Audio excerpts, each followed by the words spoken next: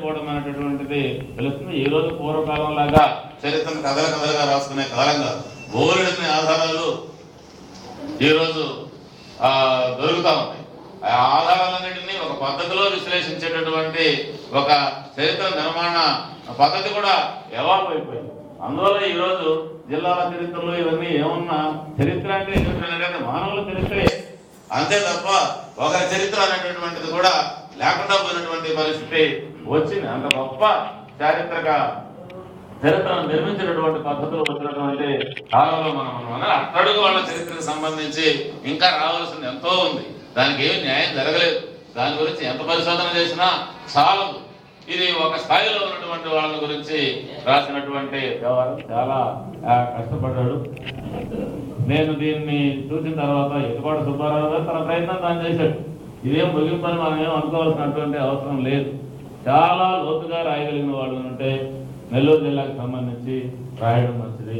పరిశోధకులు ఏదో ఒక అంశాన్ని తీసుకొని ఓపికగా రాయగలిగిన వాళ్ళు, కవిపోయగలిగినటువంటి వాళ్ళు ఉంటే మంచిది. దానికంటే ముఖ్యంగా మన పిల్లలకి, మన స్కూళ్ళల్లో ఉండేటటువంటి పిల్లలకి నెల్లూరు గురించి, నెల్లూరు చరిత్రను గురించి సూక్ష్మంగా చెప్పడం ఎట్లా, ఏ ప్రాంతం వాళ్ళు ఆ ప్రాంతంలో ఆ పనిగా చేసినట్టుగానైతే ఓరికి రాజధానులు నిర్మించుకుంటానో మరొకటి చేసుకుంటానో దేశం అభివృద్ధి కాదు. జర్మనీ ఇదే విధంగా చేసి ఒకవైపున ఒరిగిపోయే అభివృద్ధిలో ఆఖరికి స్వాతంత్రాన్ని తీసుకుని వచ్చినటువంటి సందర్భం ఉంది. అన్ని వైపులా అభివృద్ధి చెందినప్పుడు మాత్రమే ఒక ప్రజాస్వామ్యయుతమైనటువంటి ఒక ధోరణి అన్ని విషయాల మీద కూడా ఆ సమాజంలో అభివృద్ధి చెందినప్పుడు మాత్రమే, ఆ రకమైనటువంటి ప్రయత్నం జరిగినప్పుడు మాత్రమే అందరూ మొట్టమొదట ఒక ఉర్దూ కవితో దీన్ని ప్రారంభించారు. ఆయన పాపం ఏదో చిన్న బడ్డీ కొట్టు లాంటిది పెట్టుకొని అక్కడికి కవులందరూ వచ్చి కాఫీలు టీలు తాగుతూ ఉంటే వాళ్ళ ద్వారా కొంచెం సాహిత్య పిచ్చి పట్టుకొని వాళ్ళ దగ్గర నేర్చుకొని ముస్లిం అయినా కూడా ఆ తర్వాత అద్భుతమైనటువంటి తెలుగు పద్యాన్ని చేతులకు తెచ్చుకొని పద్యాల్ని బ్రహ్మాండంగా రాసినటువంటి దాంతో ఆయన స్టార్ట్ చేశాడు. Very inspiring. ఏం సామాన్యమైనటువంటి వ్యవహారం చూడాలి. అందువల్ల కాబట్టి చరిత్ర నుంచి ఆ ప్రేరణ కలగడం అనేటటువంటిది కూడా చాలా అవసరము. చరిత్ర నుంచి నేర్చుకోవాల్సింది ఏమి అనేటటువంటి దాన్ని గుర్తించి నేర్చుకోక తప్పనటువంటి పరిస్థితులకు నెట్టడం అనేటటువంటిది చరిత్ర రాయడంలో చాలా కీలకమైనటువంటి విషయము. చరిత్రను తెల్లిగా రాయడం అనేటటువంటిది మరొక అంశము. చరిత్రకున్న చరిత్రను కూడా బయట చేయడం అనేటటువంటిది ఇంకా ముఖ్యమైనటువంటి విషయము. ఈ కోణాల్లో నుంచి చరిత్రని చాలా చేయాల్సినటువంటి అవసరం ఉంది. నేను ఎందుకంటే ఎక్కువ మాట్లాడలేదు. మీరందరూ నేను గత వారం రోజుల నుంచి ఉభయ గోదావరి జిల్లాల్లో ఉపాధ్యాయ ఎమ్మెల్సీ ఎన్నికల ప్రచారంలో ఆ ప్రచారానికి పోయేదానికి ముందర ఏర్కోట సుబ్బారావు గారు ఈ పుస్తకాన్ని నాకు ఇచ్చాడు. ఈ మధ్యలో మొత్తానికి ఈ పుస్తకాన్ని 90% పూర్తి చేశారు. కానీ నాకు ఎవరికైనా ఆసక్తి ఉంటుంది కదా, పుస్తకం ఆ నుంచి క్షాదాకా చదవాలని కాకుండా మధ్యలో మనకిష్టం వచ్చిన వాళ్ళ గురించి ముందుగా చదువుకోవాలని ఉంటుంది కాబట్టి అక్కడక్కడ చదువుతూ చాలా వరకు పూర్తి చేశాను. 4-5 రోజుల్లో సుబ్బారావు గారు మిగతా కూడా పూర్తి చేసి నా అభిప్రాయం కూడా కొంచెం నేను వివరంగా మీకు తెలియజేసే ప్రయత్నం చేస్తాను. మిత్రులారా, లాస్ట్ లో ఒకటే మాట, మనకు ఘనమైన చరిత్ర ఉంది. ఆ చరిత్ర పట్ల మనకు గొప్ప గౌరవం ఉంది. ఆ చరిత్ర మనల్ని ఎంతో ఖ్యాతిని గడిపజేసిందనేటటువంటి ఒక ఉత్తేజం కూడా ఉంది. కానీ ఇందాక ఆ నృత్యం చేసినటువంటి పిల్లలను చూస్తే చరిత్ర పట్ల గౌరవమే కాదు, భవిష్యత్తు పట్ల నమ్మకం కూడా కలిగించుకోవచ్చు అనేటటువంటి దాన్ని వాళ్ళు నిరూపించారు. ఆ కార్యక్రమాన్ని కూడా చరిత్రతో పాటు చిన్నతనంలో ఉన్న శక్తి సామర్థ్యాలని చూపించి భవిష్యత్తు మనకంటే మన తర్వాత తరం వాళ్ళు మరింత బాగా ఉంటారు. ఆ మరింత గొప్ప చరిత్రని వాళ్ళు నిర్మించుకోగలరు. వాళ్ళకి ఆ శక్తి సామర్థ్యాలు ఉన్నాయి. గతంలో ఘనకీర్తే కాదు, భవిష్యత్తులో అంతకంటే కీర్తి ఉండేటటువంటి మానవ సమాజం ఆవిష్కరింపబడుతుంది అనేటటువంటిది కూడా చరిత్రలో ఆవిష్కృతం కావాలి. కొంచెం సూచన మాత్రంగా ఆ ప్రయత్నాన్ని పిల్లల చేత చేయించాలని చెప్పి నేను అభిప్రాయపడుతూ దీన్ని ఆవిష్కరించే అవకాశం ఇచ్చిన మీకు ఏర్కోట సుబ్బారావు గారికి ధన్యవాదాలు తెలుపుకుంటూ సెలవు. ధన్యవాదాలు బాలసుబ్రహ్మణ్యం గారు.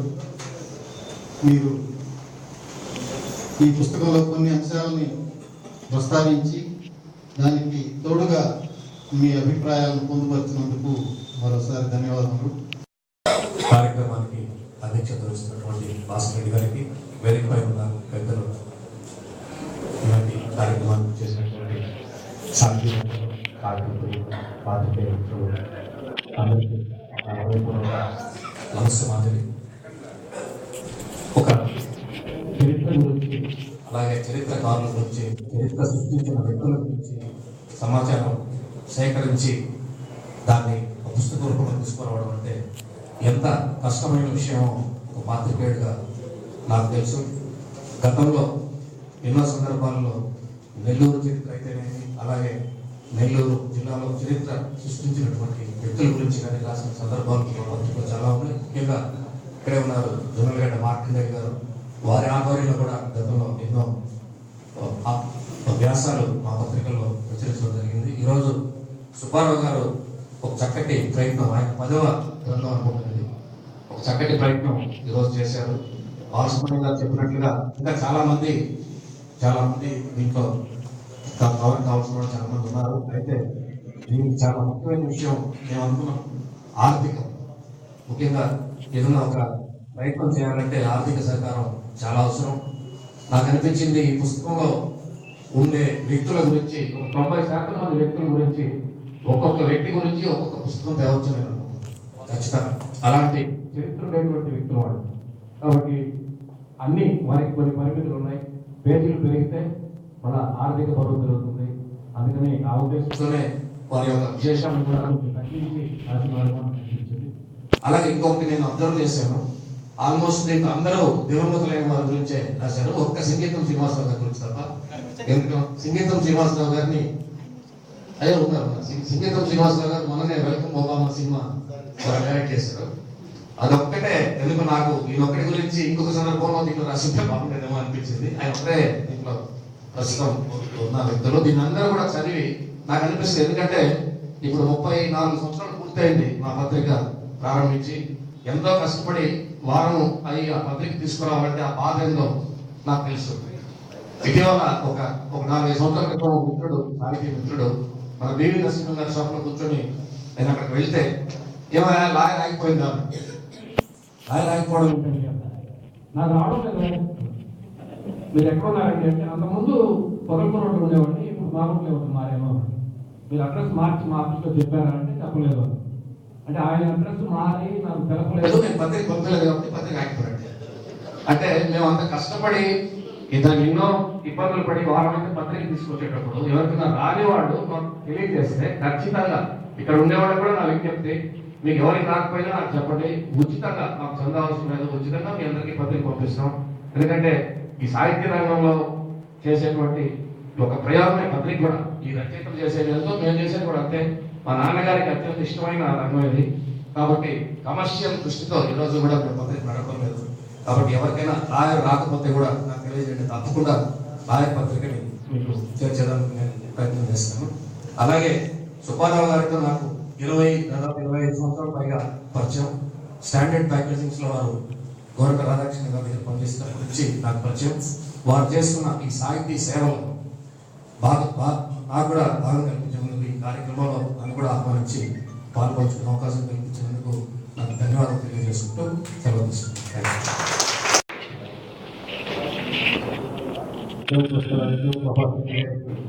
ధన్యవాదములు. సుబ్బారావు గారితో అనుబంధంతో ఆయన చెప్పిన మంచి మాటలు సంతోషం. పత్రిక విజయవంతంగా నడవటం ఆయన నేర్పడటానికి గుర్తు. ఆయనకి మరోసారి ధన్యవాదాలు. ఇప్పుడు డాక్టర్ సర్వేపల్లి అజయ్ కుమార్ గారిని ప్రసంగించవలసిందిగా కోరుతున్నాను.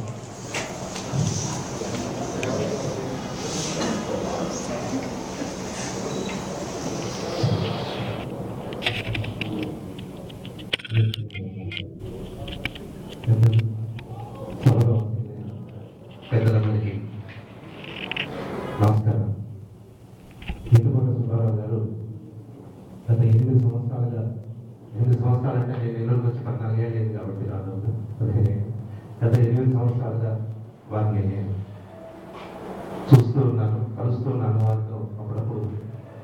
సాహిత్యానికి సంబంధించి వారిలోని సామాజిక స్పృహని అన్నీ కూడా నేను పంచుకుంటూ వస్తున్నాను. వారు గతంలో రాసిన ఒక 2 పుస్తకాలు కూడా నేను చదవడం కాస్త జరిగింది. అలాగే ఈ పుస్తకావిష్కరణలో కూడా నన్ను ఒక భాగం చేయడానికి వారు ముందుకు వచ్చినందుకు, నాకు అవకాశం ఇచ్చినందుకు ధన్యవాదాలు సభావేదికగా చెప్తూ, ఇవి ఇప్పుడే మన ఎమ్మెల్సీ గారు చెప్పినట్టు పిల్లలకి మన నెల్లూరు చరిత్ర ఎంత అవసరమో, సామాజిక స్పృహ అంటే మనకి ఇప్పుడున్న ఎడ్యుకేషన్లో ఎక్కడ కూడా సామాజిక స్పృహ అనే అంశం లేదు. నాకు చాలాసార్లు అర్థం కాదు, ఎడ్యుకేషన్ సిస్టంలో పొద్దున 8 నుంచో 7 నుంచో రాత్రి 7 దాకా ఇది గవర్నమెంట్ ఎలా అలౌ చేస్తుంది? ఇది మానసిక, ఇక్కడ డాక్టర్ సుధాకర్ గారు, మేడం, మేమంతా ఉన్నాం, ఇది మానసిక ప్రవృత్తి మీద, ఆ బిడ్డల మీద ఎలా పనిచేస్తుంది, ఎంత ఒత్తిడికి గురి చేస్తుంది. సో నేను ఐ స్ట్రాంగ్లీ బిలీవ్, ఎలా అయితే మనకున్న హిస్టరీ తెలుసుకోవడం అవసరమో, అట్లీస్ట్ ఒక బిగినింగ్ మన నెల్లూరు నుంచే సార్ పూనుకుంటే అవందే ఉండదు. ఖచ్చితంగా రికమెండ్ చేయండి సార్ ప్లీజ్. ఒక సోషల్ అవేర్నెస్, ఒక at least 1 class should be given to culture, heritage and social commitment. కొంచెం to think on ethics and aesthetics ఇవన్నీ ఉంటే కాస్త బాగుంటుంది అనేది మా అందరి ఫీలింగ్. బట్ ఇలాంటివి చేయాలంటే, ప్రతిపాదించాలంటే only the leaders can do it. So సభాముఖంగా వారు చెప్పారు కాబట్టి, అది విద్యార్థుల్లో తీసుకొని రావాలి, పిల్లల్లో తీసుకొని రావాలి అంటున్నారు కాబట్టి, అలాగే సోషల్ కమిట్మెంట్, సోషల్ రెస్పాన్సిబిలిటీ కూడా తీసుకొని వస్తే బాగుంటుంది. అన్నీ కలిపి క్రోడీకరించి ఒకేసారి వారు ముందుకు పెట్టచ్చు. మనకు మెడ్రాస్ పక్కన ఉంది, 170 కిలోమీటర్స్. వాళ్ళకున్న కల్చర్ మనం ఇంకా అంత మెయింటైన్ చేయలేకపోతున్నామేమో అప్పుడప్పుడు అనిపిస్తుంది. మనం వెస్టర్నైజేషన్కి అలవాటు పడుతున్నాం. We can respect the westernisation, but still మన ఓన్ హెరిటేజ్, మన ఓన్ కల్చర్కి కూడా ఇంపార్టెన్స్ ఇచ్చి, ఇప్పుడు చూడండి, మనకు విజయవాడలో పోయినా పెద్ద కళావేదిక ఉంది, విశాఖపట్నం పోయినా ఉంది, హైదరాబాద్లో రవీంద్ర భారతి ఉంది, మెడ్రాస్లో పోతే నారదగాన సభ, మ్యూజిక్ అకాడమీ, ఇలా చాలా ఉన్నాయి. అలా నెల్లూరులో కూడా ఒక సాహితీ, అలాగే మిగతా కల్చరల్, అంటే అన్ని కళలకు కలిపి ఒక పెద్ద కళావేదిక లీడర్స్ అందరూ కలిసి తీసుకొని రావాలని మనస్ఫూర్తిగా నేను వారిని ఈ వేదిక మీద నుంచి రిక్వెస్ట్ చేస్తున్నాను. నెక్స్ట్ ఈతకొండ సుబ్బారావు గారు చేసిన ఈ ప్రయత్నంలో, ఈ పుస్తకంలో మా కుటుంబానికి సంబంధించిన వ్యక్తులు కూడా కొందరు ఇట్లా ఉన్నారు, అంటే పరిచయం ఉన్న వ్యక్తులు కూడా. అన్సారీ గారు, జస్టిస్ అన్సారీ, ముంగూరు వెంకట సుబ్బారావు గారికి ఫస్ట్ జూనియర్, ఈ was chief justice at Jammu and Kashmir. వారిని నేను నా చిన్నతనంలో 4 years 5 years ఏజ్లో కలవడం జరిగింది. అలా వాళ్ళందరి చరిత్రలు నేను ఈ పుస్తకంలో చూడడం, అలాగే ముంగూరు నరసింహారావు పంతులు గారి సందే ముంగూరు సుబ్బారావు గారు, వారి గురించి కూడా ఈ పుస్తకంలో చదవడం నాకు చాలా ఆనందదాయకమైంది. నెల్లూరులో ఇంతమంది చరిత్రకారులు, ఇలా మనం చెప్పుకునే చాలా చరిత్రకు సంబంధించిన విషయాలు కూడా, లాఠీ చౌక్, అలాగే ఈ గోడ పత్రిక, ఇలాంటివన్నీ కూడా మా తిప్పరాజు సత్రంలోనే జరిగి, ఈ రోజుకు కూడా మేము తిప్పరాజు సత్రం తరఫున చాలా సోషల్ యాక్టివిటీస్ చేస్తున్నందుకు I feel very proud. Because 140 years back start చేసిన ఏ చోట్రీ కూడా ఈ స్థాయిలో ఇప్పటికీ జరగట్లేదు. స్థలాలన్నీ కబ్జా అయిపోతున్నాయి. I feel very proud that I have done some work. Thank you sir. Ajay Kumar గారికి ధన్యవాదములు. సమాజంలో మంచి ముందుకు పోవాలని కోరుకుంటూ వారి ట్రస్ట్ తరఫున కూడా చేసే కార్యక్రమాలన్నింటినీ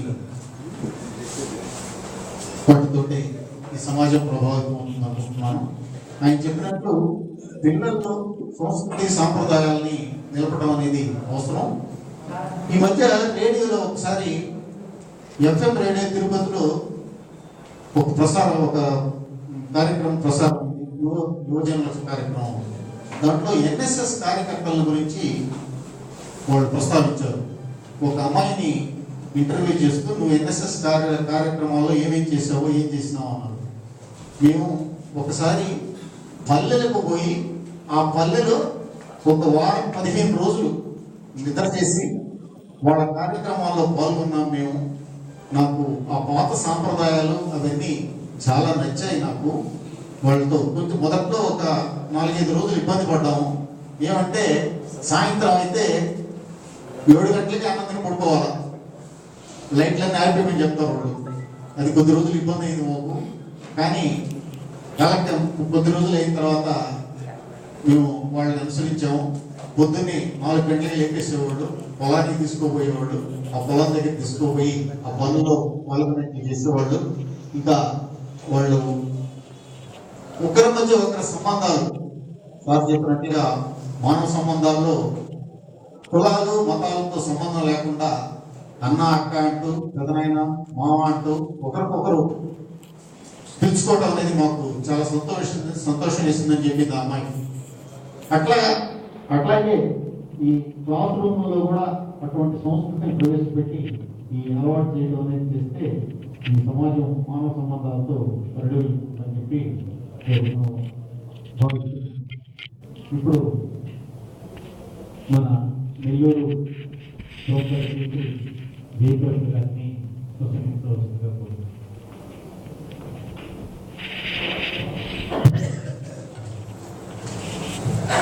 సభకు నమస్కారం.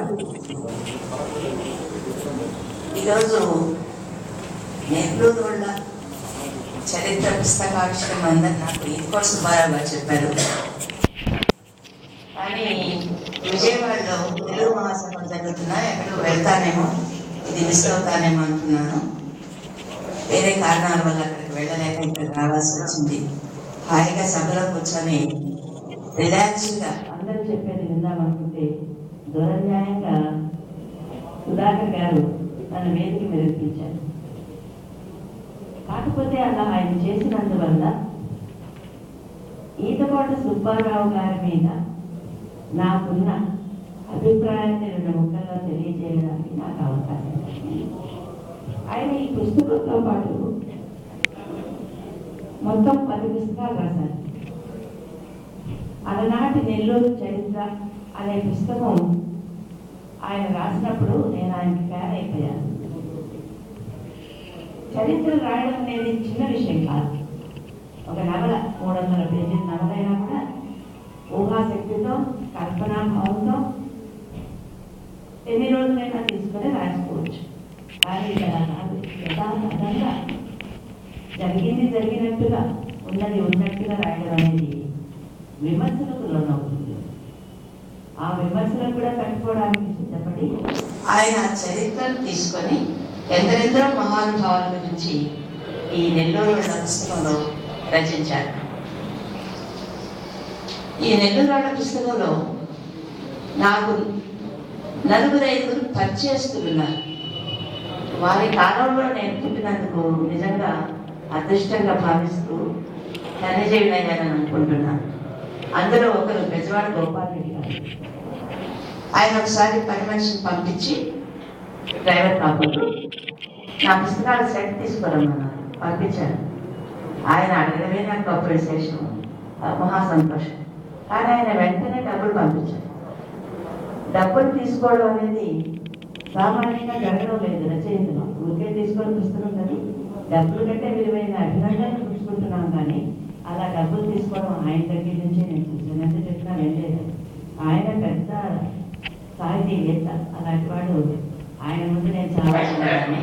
అలాంటి వాడు నా పుస్తకాన్ని అభినందిస్తూ డబ్బులు పంపిస్తానని నాకు ఇంకా గుర్తుంది.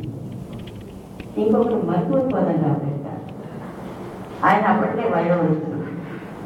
ఒకసారి నన్ను కలవాలని 4 అంతస్తులు ఎక్కి వచ్చారు. దురదృష్టవశాత్తు నేను అప్పుడు టెర్రస్ మీద ఉన్నాను, మంచి గాలి పీల్చుకుంటూ. ఎవరో చెప్పారు అమ్మగారి పైన ఉన్నారు, ఆయన విలువ వాడికి ఏం తెలుసు, వాడికి ఆయన ఎవరో